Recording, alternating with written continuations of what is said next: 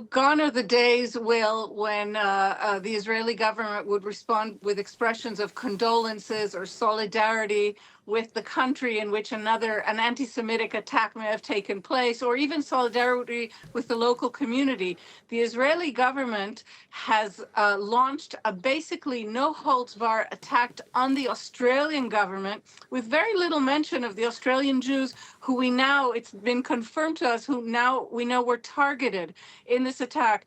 The Israeli government, via the foreign minister who has tweeted now numerous times, the minister for diaspora affairs, and even the president of the country, who's not part of the government, have loudly blamed the Australian government for ignoring many warnings of escalating anti-Semitic danger in Australia. The president of Israel, who did express condolences and solidarity with the Jewish community there, said that the Israelis had numerous times warned the Australian government that they were letting anti-Semitism just run rampant in Australia and closing their eyes to it. So the response has been, I would say, quite undiplomatic.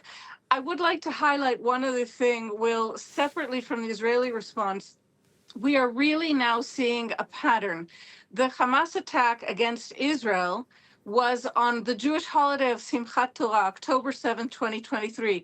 Just in October, we saw an attack directed at a synagogue in Manchester in the UK on the day of Yom Kippur, another Jewish holiday.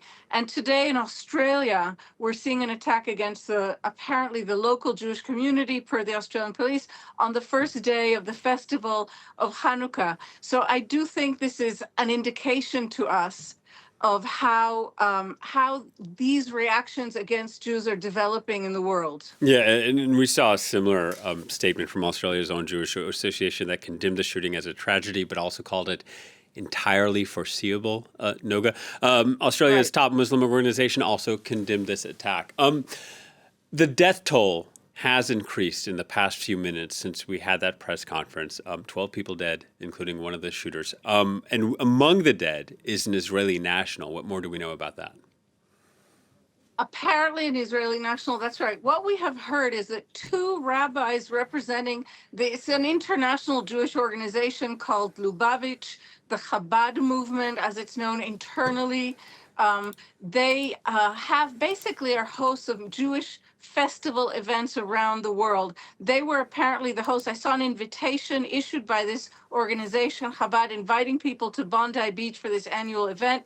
One of the two representatives there, apparently Rabbi Sendler, an Israeli citizen who is confirmed shot and killed in Israeli media, and I'm understanding that there were several Israeli citizens in some way implicated in this event, to the extent that a Knesset committee, an Israeli parliamentary committee hearing, was interrupted today when one of the ministers participating discovered that his own son had been at this event and he had to leave urgently to make sure. So there are a lot of Israeli connections.